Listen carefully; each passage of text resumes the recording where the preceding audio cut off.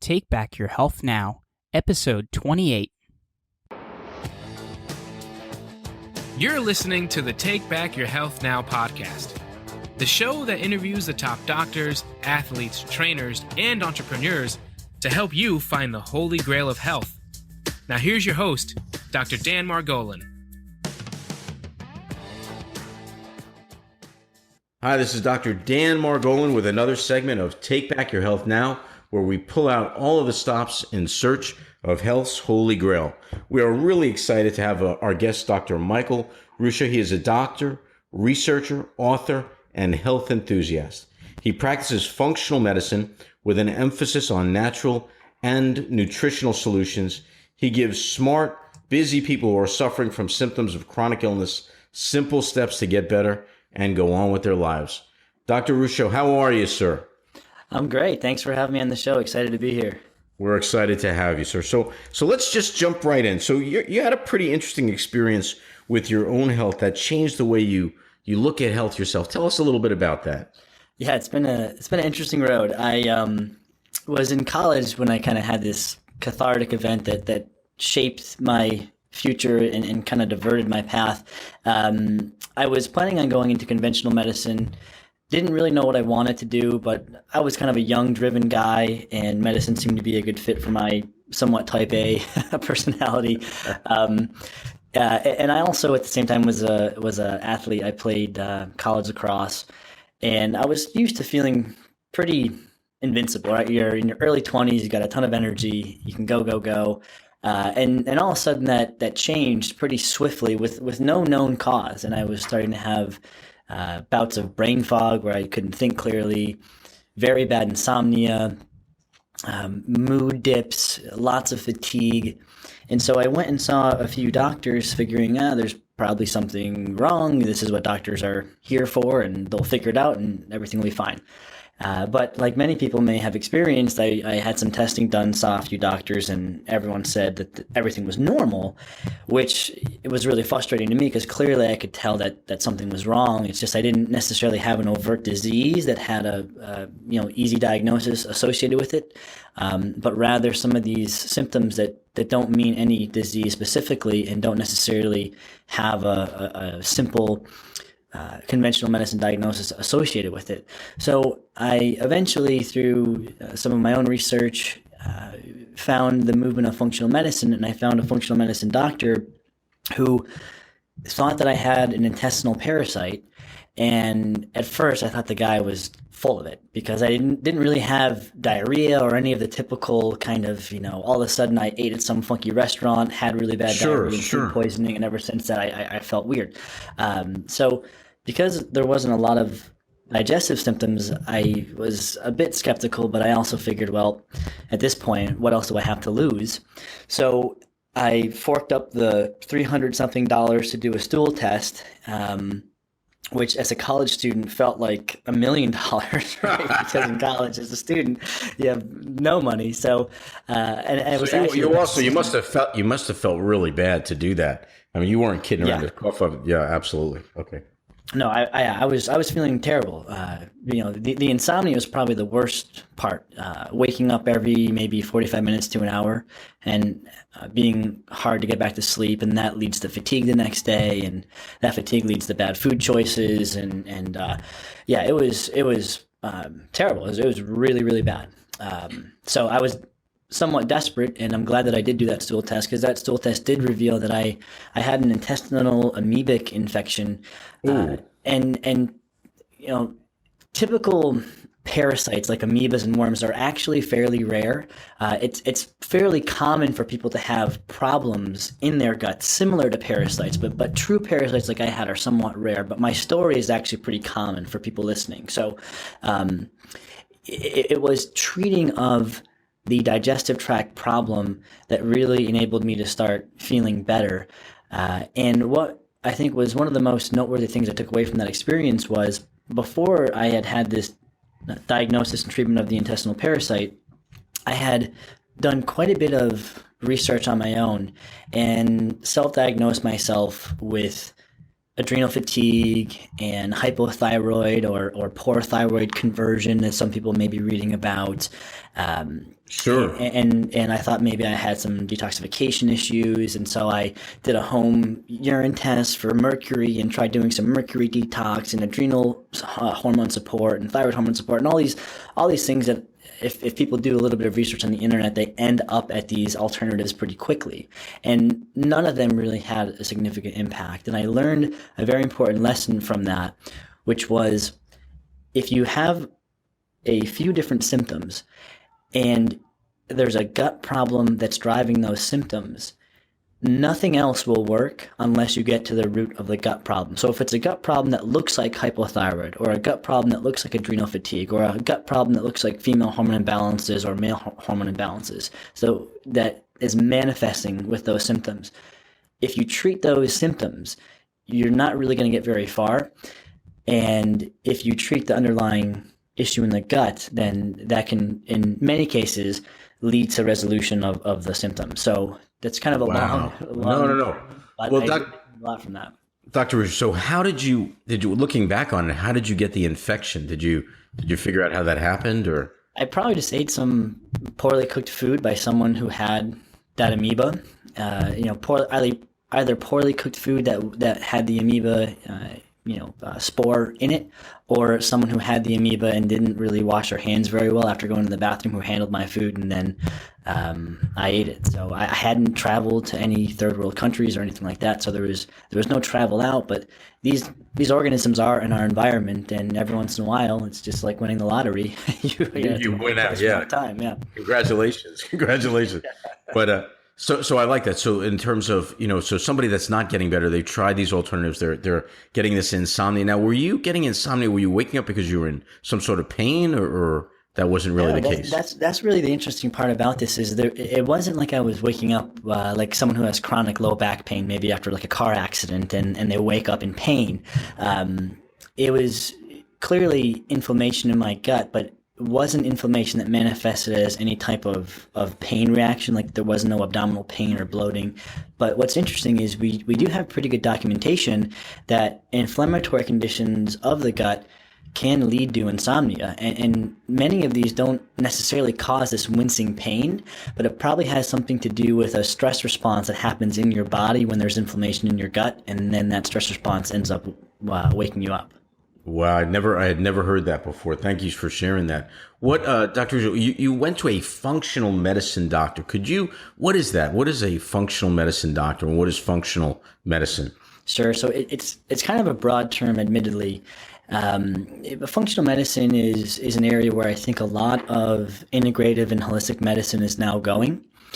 And there are all different types of practitioners and providers that practice underneath the term functional medicine.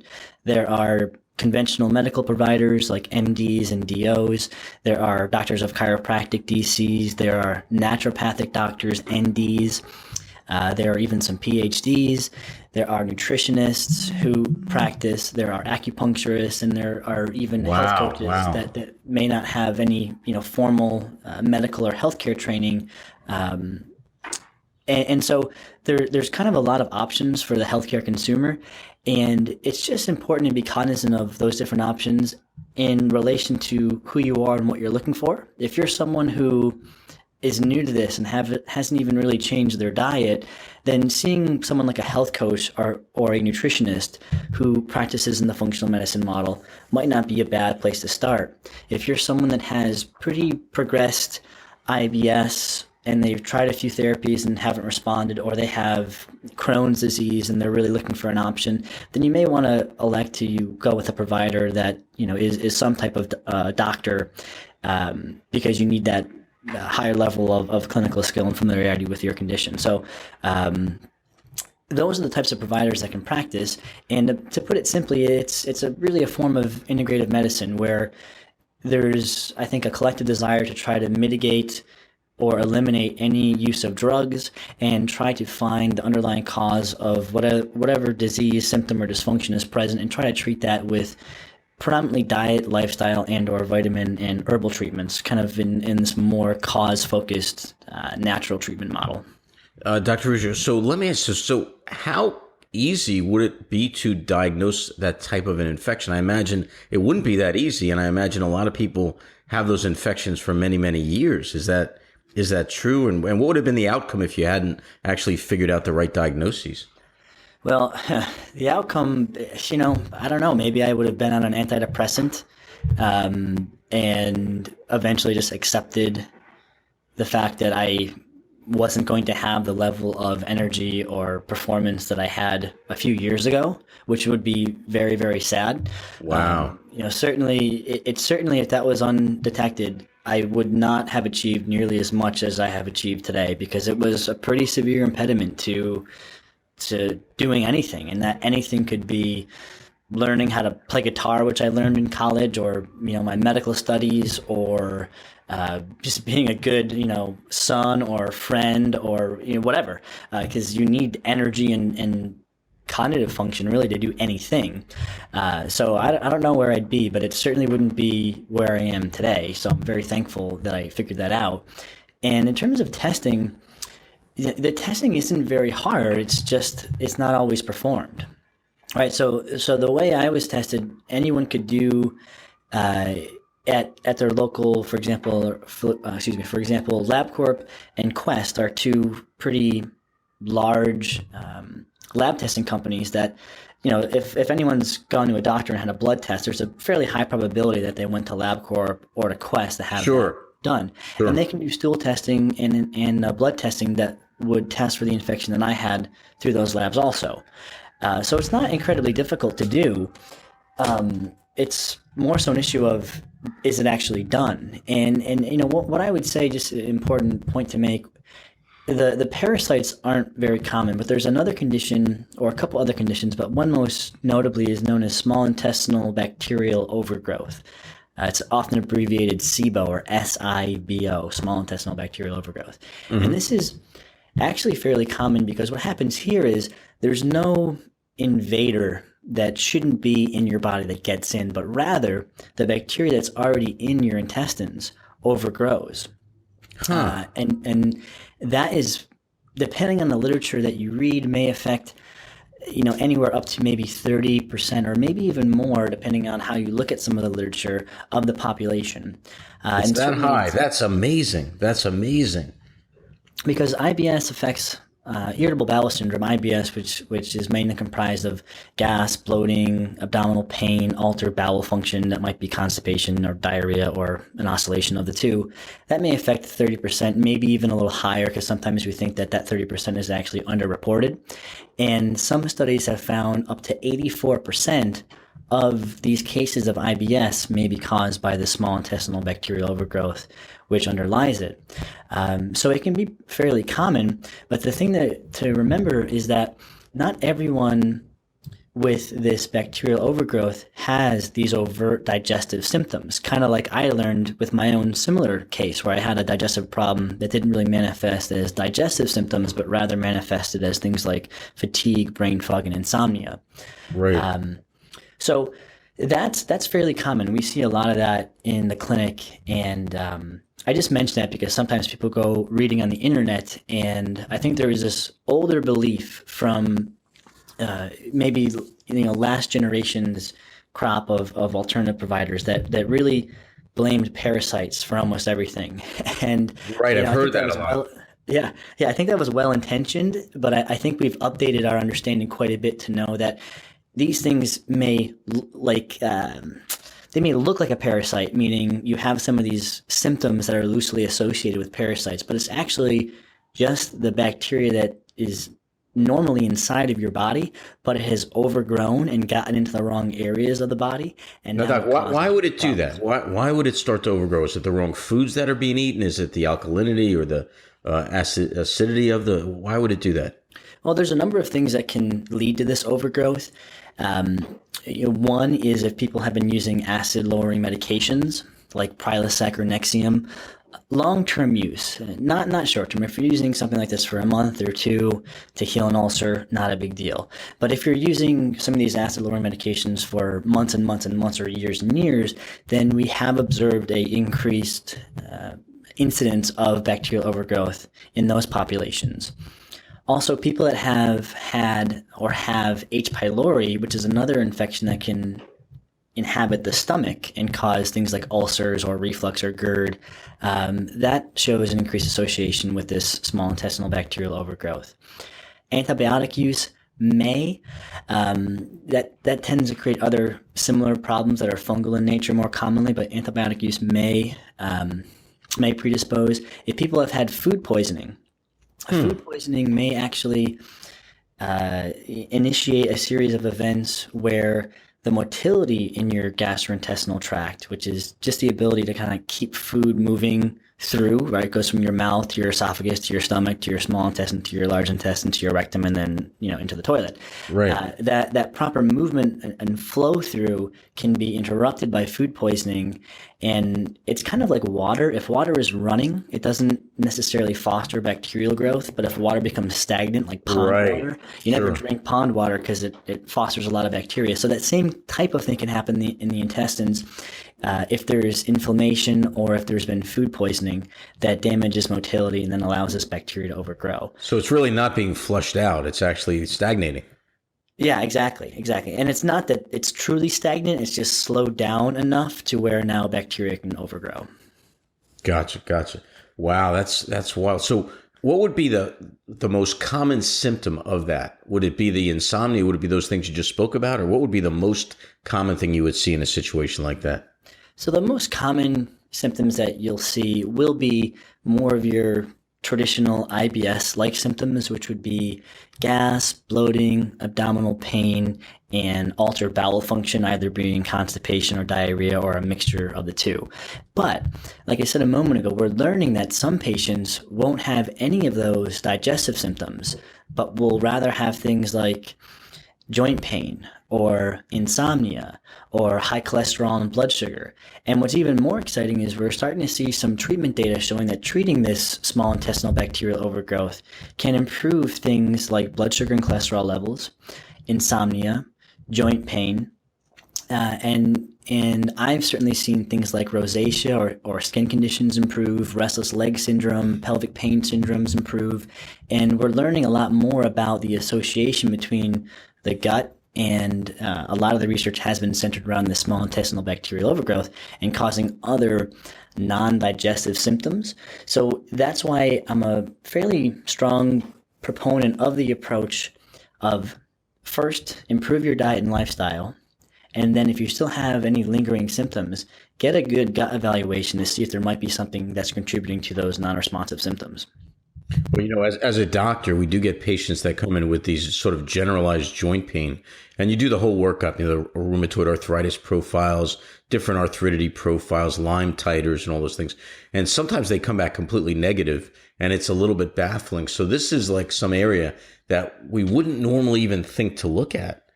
Quite frankly, it's not something that we're necessarily taught.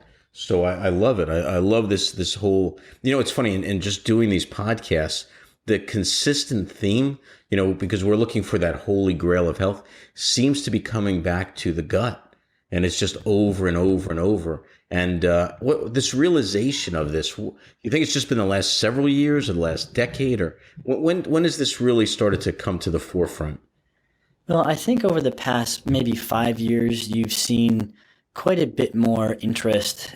And I think the interest is coming from this whole microbiome and or microbiota niche of the literature that's emerging. And the microbiome or the microbiota is essentially the world of bacteria that live on and in your body. So there's a whole world of bacteria that live on your skin. That's the skin microbiota. There's a whole world of bacteria that live in your gut. That's the gut microbiota. And we're learning a lot about how healthy people and sick people and people that were born on a farm compared to kids that were born cesarean birth have different looking gut bacteria, and that gut bacteria correlates with different diseases, and sometimes that gut bacteria causes certain diseases, and we're learning much more about this and the association between the gut and the gut bacteria, and then how the gut and the gut bacteria can affect all these different things like skin and sleep and memory and cognitive function and metabolism. So wow. I think the major shift in the interest has been in the past maybe 3 to 5 years. But I think clinicians that have been working with the gut have been seeing these things for a while. And now it's great just to see that really the research community and I think the public interest are both really starting to get behind this. And we're learning much more about the profound connection between the gut and all these other systems of the body. And then how would things like, antibiotics, maybe even vaccines for children, have there been any studies that show how that affects these areas? Yeah, there's some very interesting research regarding antibiotics. And, antibiotics certainly have their time and their place, and they can be incredibly helpful for preventing very damaging and even deadly infections, especially for infants. But it's when the antibiotics are used indiscriminately, I think we run into problems. And what we're really learning is the first few years of a child's life is incredibly important for development of that world of bacteria in the gut. And that world of bacteria in the gut also co-forms someone's immune system. And we see that things that happen early in life can affect your immune system many, many years later. For example, if antibiotics are given at a year of life, so 12 months compared to 9 months, compared to 6 months, compared to 3 months, the earlier the antibiotic is administered, the higher the incidence of certain diseases or conditions later in life, like allergy, eczema, atopic dermatitis, some of these inflammatory and immune mediated. So for just a few months of delaying the introduction or the use of antibiotics, we see these diseases decrease. And it's probably because these antibiotics will kill bacteria. And the earlier you lose those bacteria, the more damaging it can be. And that manifests as problems in the immune system. And then conversely, we see some evidence showing that the earlier one uses probiotics, the more helpful they can be. In fact, there was one very interesting study, I believe it was in type 1 diabetes, that showed if children used probiotics before 27 days of life, it greatly decreased the incidence of type 1 diabetes later in life, which is the autoimmune form of diabetes. Right. Whereas if the probiotics were used later than 27 days of life, it didn't have that effect. So it seems like the good things are even better if they're done earlier, like probiotics, and the bad things are even worse if they're done earlier, like antibiotics. Wow, that's amazing. That's amazing. Doc, you also talk a little bit about thyroid health. Go into that a little bit. What when somebody looks, you said when somebody starts to look at fatigue, right? They go on the internet, the first thing that's going to come up is probably going to be their thyroid. Is that true? Is that not true? Well, I mean, certainly, I think there's a lot of thyroid information out there on the internet, and rightfully so. I think we can improve a bit upon the standard conventional, thyroid care paradigm, but also, unfortunately, I think a lot of this is kind of just marketing to what the common symptoms people are suffering with are, and what condition most logically is associated with those symptoms. And so you unfortunately see a lot of kind of marketing type thyroid information on the internet. And I think it's all well intentioned, but it's just important for the healthcare consumer to not get overly swept into some of these things, because in many cases I found that what looks like symptoms of hypothyroid are actually underlying problems in the gut that haven't been addressed. And yes, there's a lot to say here. A few maybe broad strokes for the audience that can be helpful. Sure. So hypothyroidism manifests as a number of symptoms that are nonspecific, but a few of the symptoms are fatigue, depression, weight gain, feeling cold, thinning hair. Maybe you can also include in that constipation. So there's a broad array of symptoms that most people are probably going to have at least some trouble with at some point in their life. And so when they go on the internet, they start looking these things up, it's pretty easy that they can arrive at thyroid as a potential culprit. Now, there's maybe two ways we can look at this. There's someone who has frank hypothyroidism, and that means they go to their doctor, they do a blood test, and their hormones come back off. Their TSH is high, which is a thyroid stimulating hormone, which is the hormone that goes from the brain to the thyroid gland and tells the thyroid gland to make hormone. Mm-hmm. And then that hormone that actually comes out of the thyroid gland, the T4, is actually low. And so that's a pretty straightforward diagnosis, and these people oftentimes are pretty much all the time will need to go on to some type of thyroid hormone like levothyroxine or Synthroid are typically used. And for some people, that takes care of all their symptoms, their lab work goes back to normal, and everything's fine. Okay. However, there's a subset of people that go on medications and their lab work becomes normal, but they don't really feel any better. And it's many times these people also have a problem in the gut that's causing symptoms that look like hypothyroidism. And even though they've addressed the hypothyroidism technically with medication and their lab work looks normal, the symptoms that were being associated with that hypothyroidism haven't responded because there was another factor present, which was a problem in the gut that was causing or also contributing to the fatigue or the weight gain. And addressing that enables them to finally respond. And the reason why I make that distinction is because sometimes these people, end up doing what I did, which was going on all these elaborate supplement programs to try to almost fine tweak their levels of thyroid hormones. But the problem wasn't really the thyroid hormone itself. It was this other issue in the gut that was manifesting as problems that look like the hypothyroidism. So really the gut is starting to really be the main culprit in a lot of these diseases that we've been attributing to other organs and things like that. In a lot of the cases, yeah. And it's not to say that it's a panacea and it's the only thing that you should do, but to prevent someone from barking up the wrong tree and doing additional, let's say, thyroid testing and thyroid herbs and thyroid vitamins and not needing them and not responding and wasting time and wasting money, I come back to my initial recommendation of start with your diet and lifestyle. If after improving your diet and lifestyle, you don't feel a lot better, have a thorough gut evaluation, because that is probably the most, common thing that I see that's contributing to some of these symptoms. And then treat that gut problem and then reevaluate. If there are symptoms still there, then move on to something else. But I would make the gut workup and improving the health of one's gut right after the diet and lifestyle piece.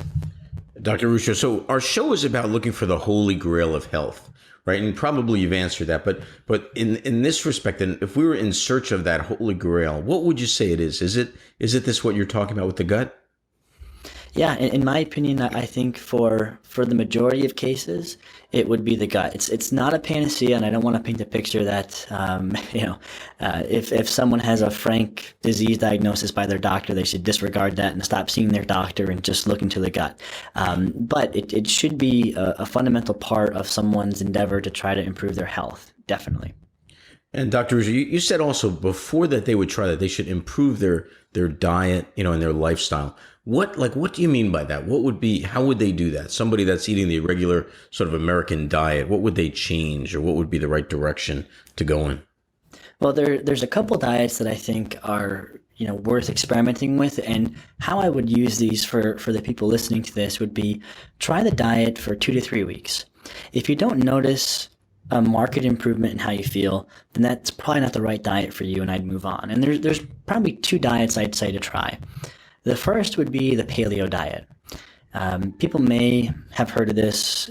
Also, sometimes it's called the caveman diet or the hunter-gatherer diet, but it's essentially just eating a diet of foods that when we were living as hunter-gatherers, we'd be eating. Meaning, if you couldn't hunt it, fish it, forage it, then you don't eat it. So that really limits you to healthy cuts of meat and fats and fruits and vegetables and nuts and seeds and nothing processed and just a natural whole foods diet. And it's very easy to search on the internet and find a food list for the paleo diet and follow that. And it removes, again, essentially processed foods, but also things like grains, which can be a problem for many people, and dairy, which can also be a problem for many people.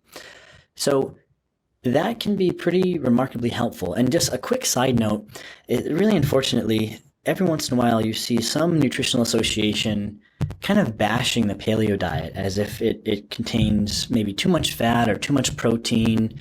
I